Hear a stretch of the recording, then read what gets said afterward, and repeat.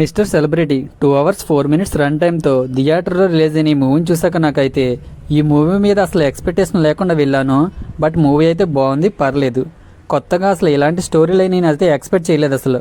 ఇప్పుడున్న కాలంలో సోషల్ మీడియాని ఉపయోగించి ప్రతి ఒక్కరూ సెలబ్రిటీస్ అయిపోదాం అనుకుంటారు. అలాంటి సీన్స్ని ఈ మూవీలో బాగా చూపించారు.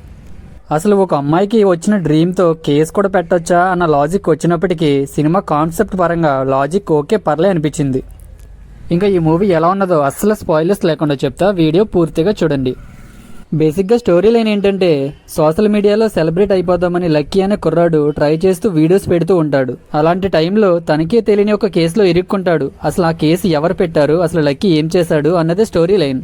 ఇంకా ఈ మూవీని ఫ్యామిలీతో చూడొచ్చా అంటే, హీరోయిన్కి వచ్చిన డ్రీమ్ అండ్ ఆ టైంలో హీరోయిన్ వేసుకున్న డ్రెస్ కొంచెం ఎక్స్పోజింగ్ ఉంటుంది, అది తప్ప మిగతాదంతా ఫ్యామిలీతో చూడొచ్చు. ఇంకా ఈ సినిమా ఫస్ట్ హాఫ్ కొంత స్లోగా ఉన్నప్పటికీ సరదాగా కామెడీతో అలా వెళ్ళిపోతుంది. అండ్ ఇంటర్వెల్లో వచ్చే ట్విస్ట్ అయితే బాగుంది. ఇంకా సెకండ్ హాఫ్ కొన్ని ట్విస్టులతో థ్రిల్లింగ్గా బాగానే అనిపించింది. బట్ కొన్ని లాజికల్గా ఆలోచిస్తే అసలు ఇలా కూడా చేయొచ్చా, బట్ అది డ్రీమ్ కదా, ఇలా ఎలా చేస్తారా బాబు అనిపించింది నాకైతే. ఇంకా సోషల్ మీడియాలో ఏది పడితే అది పెడితే ఎలాంటి అనర్థాలు వస్తాయో అన్నది బాగా చూపించారు. ఇంకా సోషల్ మీడియాలో రూమర్స్ అండ్ గాసిప్స్ చేయడం కూడా ఒక క్రైమ్ లాంటిదే అని ఇచ్చిన మెసేజ్ అయితే బాగుంది. అయితే కాన్సెప్ట్ అంత బాగున్నప్పటికీ కొన్ని చోట్ల కామెడీ అయితే వర్కౌట్ అవ్వలేదు. ఇంకా యాక్టింగ్ విషయానికి వస్తే హీరోగా పరచూరి సుదర్శన్కి ఇదే ఫస్ట్ మూవీ, బట్ అయినా పర్లేదు, బాగానే చేశారు. ఇంకా వరలక్ష్మి శరత్ కుమార్ గారు చేసిన క్యారెక్టర్ అయితే సర్ప్రైజింగ్గా ఉంటుంది, బట్ ఆవిడ ఆ క్యారెక్టర్కి న్యాయం చేశారని చెప్పాలి. ఇంకా రఘుబాబు, సప్తగిరి, ఆమని అండ్ నాజర్ వాళ్ళకి ఉన్నంత రోల్లో బాగానే చేశారు, పర్లేదు. ఇంకా సాంగ్స్ అండ్ బ్యాక్గ్రౌండ్ మ్యూజిక్ విషయానికి వస్తే సాంగ్స్ అయితే అంతకేం నచ్చలేదు, బ్యాక్గ్రౌండ్ మ్యూజిక్ అయితే పర్లేదు, బాగానే ఉంది.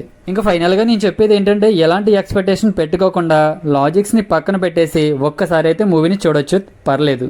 ఇంకా ఈ మూవీ థియేటర్లో కంటే ఓటీటీలో బాగా ఎక్కువ రీచ్ వచ్చే అవకాశం ఉంది. ఇంకా మీలో ఎవరైనా ఈ మూవీ చూస్తుంటే ఎలా ఉందో కింద కామెంట్ చేయండి. ఇంకా ఇలాంటి జెన్యూన్ రివ్యూస్ కోసం నా ఛానల్ సబ్స్క్రైబ్ చేసుకుని అలాగే పక్కనున్న బెల్ సింబల్ని ఆల్లో పెట్టుకోండి. నేను చేసే ప్రతి రివ్యూ మిస్ కాకుండా చూడవచ్చు. ఇంకా జనరల్ మూవీ రేటింగ్ ప్రకారం నేను ఈ మూవీకి ఇచ్చే రేటింగ్ 3/5కి. ఇంకా మీకు కనుక నా రివ్యూ నచ్చినట్లయితే లైక్ చేసి షేర్ చేయండి. Thank you for watching.